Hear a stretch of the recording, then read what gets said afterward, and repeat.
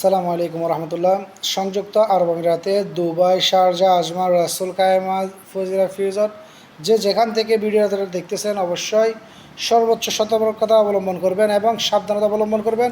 সাথে ইমারত ID card রাখার চেষ্টা করবেন, কারণ বিগত 2 দিন ধরে কিন্তু প্রচুর পরিমাণ সংযুক্ত আরব আমিরাতের বিভিন্ন স্টেটের মধ্যে চেকিং চলতেছে। রাসুল কায়মা কিন্তু তার চাইতে বাদ যায় নাই। তো সন্ধ্যায় সিআইডিরা চেকিং করতেছে, সকালবেলায় কিন্তু বিভিন্ন সিভিল ড্রেসে চেকিং চলতেছে। তো যারা আসলে চেকিংয়ের মধ্যে পড়ছেন তারা বলতে পারবেন, আর যারা পড়েন না তারা এখনও জানতে পারতেছেন না। আর বিশেষ করে যারা নতুন, এখনও ভিসার 6 মাস পূরণ হয়নি বা পার্টনার ভিসা লাগাইছেন, বাইরে কাজ করতেছেন, আপনারা কিন্তু নিজ কোম্পানিতে থাকার চেষ্টা করবেন। বাইরে যদি কাজ করেন পেপার সাথে রাখার চেষ্টা করবেন, নাহলে কিন্তু ধরলে কিন্তু আপনাদেরকে ছাড়ার সম্ভাবনা খুবই কম। একদম সরাসরি দেশে প্যাকেট করে পাঠিয়ে দিবে, কারণ এখন বর্তমানে ওনারা কিন্তু কঠোর পরিস্থিতি এবং কঠোরভাবে সেটাকে নিয়ন্ত্রণ করার চেষ্টা করতেছে। আর আপনারা জানেন ওনারা সাধারণ ক্ষমা দিয়েছে, সাধারণ ক্ষমার মধ্যে কিন্তু অনেক মানুষ দেশে যায় নাই। এরপরে ওনারা ফাইন যেটা আসছে সেটা রিমুভ করে ভিসা লাগানোর সুযোগ দিয়ে সেটাও পারে নাই। আর শেষ পর্যায়ে কিন্তু বাংলাদেশিদের ভিসা বন্ধ রয়েছে, ভিজিট ভিসা বন্ধ রয়েছে, হাই প্রফেশনাল ভিসাগুলোতে তেমন সাপোর্ট পাওয়া যাচ্ছে না। সবগুলো মিলে কিন্তু ডালে চলে কিচির হয়ে আছে। তো সবাই সতর্কতা অবলম্বন করবেন, সাবধান থাকবেন। তো হয়তো অনেকে আবার বলতে পারেন, ভাই আমার এখানে তো চেকিং হয় না, আপনি সেটা কোথায় পাইছেন? আবার কেউ বলতে পারেন, ভাই আমার এখানে হচ্ছে না, আপনি এটা ফালতু নিউজ থেকে পাইছেন। আমি পাইছি, আমি দেখছি, আমি জানতেছি, সেটা আপনাদেরকে সতর্ক হিসাবে দেওয়ার চেষ্টা করছি। বাদ বাকি চিন্তা ধারণা হচ্ছে আপনাদের, আপনারা সেটা মানবেন কি মানবেন না, গ্রহণ করবেন কি করবেন না। যদি কিন্তু ওনাদের হাতে পড়েন ঠেলা কতটুকু বুঝতে পারবেন, তখন কিন্তু সামলাতে পারবেন না। তো সেজন্য সতর্ক থাকবেন। অনেকের কিন্তু একটা বাজে অভ্যাস রয়েছে,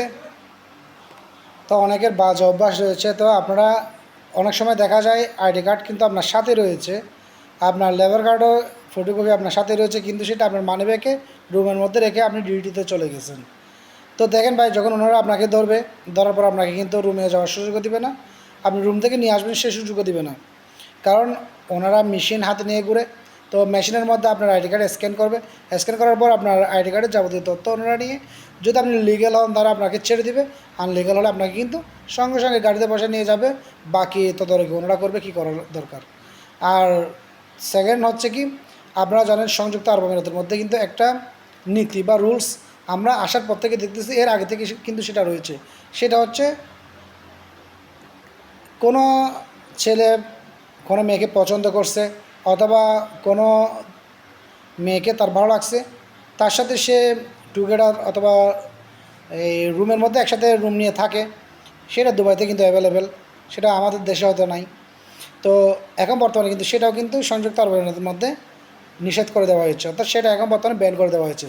এখন বর্তমানে আপনি আপনার ওয়াইফ ছাড়া, আপনার কাবিন করা ওয়াইফ ছাড়া যদি আপনি অন্য কাউকে যদি নিয়ে, অন্য কোনো মহিলাকে নিয়ে যদি এক রুমের মধ্যে আপনাকে পাই, এক রুমের মধ্যে যদি আপনি রুম শেয়ার করে থাকেন, তাহলে কিন্তু আপনাকে ধরতে পারলে সঙ্গে সঙ্গে আপনাকে নো এন্ট্রি মেরে দেবে এবং আপনাকে সংযুক্ত আরব আমিরাত না, একেবারে 7টা স্টেটের মধ্যে যে আরব কান্ট্রিগুলো আছে, গালফ কান্ট্রি, সব 7টি কান্ট্রিতে আপনি প্রবেশ করা একদম আপনাকে নিষেধ করে দেবে। তো সেজন্য যারা এই অভ্যাসের মধ্যে আছেন সেটা ত্যাগ করুন, সেটা থেকে আপনারা বের হয়ে যান। না হলে কিন্তু পরবর্তীতে কিন্তু আপনারা সমস্যার মধ্যে পড়বেন, ঝামেলার মধ্যে পড়বেন। বর্তমানে কিন্তু সেটা নিয়ে চেকিং চলতেছে, অর্থাৎ 3-4টা বিষয় নিয়ে বর্তমানে প্রচুর পরিমাণ চেকিং করতেছে, যেগুলো আনলিগাল। আগে লিগাল ছিল, এখন বর্তমানে আনলিগাল হয়ে গেছে। তার মধ্যে একটা হচ্ছে কি পার্টিশন রুম, সেকেন্ড হচ্ছে কি লিভিং রুম, যেটাকে মানে অর্থাৎ ছেলে মহিলা একসাথে থাকা অবিবাহিত অবস্থায়। তৃতীয়ত হচ্ছে কি আপনি মোটরসাইকেল এবং বিভিন্ন যেগুলো এখানে অ্যালাউ নাই, সাইকেল, এগুলো নিয়ে বিভিন্ন জায়গায় ঘোরাঘুরি করা। 4 নম্বর হচ্ছে আইডি কার্ড না থাকা সত্ত্বেও আপনি বাইরে ঘোরাঘুরি করা। তো আশা করি এই জিনিসগুলো আপনারা বি কেয়ারফুল এবং সাবধানতা অবলম্বন করবেন, কারণ কখন বিপদ কার কোন জায়গা থেকে কোথায় থেকে আসে কোনো গ্যারান্টি নাই, কোনো জানা নাই, কোনো বোঝা নাই। ওনারা যদি ধরে তাহলে সরাসরি আপনাকে দেশে পাঠিয়ে দিবে কোনো ভুল ছাড়া। এমনি বাংলাদেশিদের উপর কিন্তু ওনারা চড়া রয়েছে।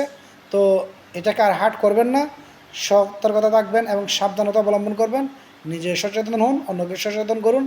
আর যদি ভালো লাগে ভিডিওটা এর মধ্যে শেয়ার করে দেবেন, যাতে আরেকজন প্রবাসী ভাই দেখে উপকৃত হতে পারে। আসসালামু আলাইকুম রহমতুল্লাহ।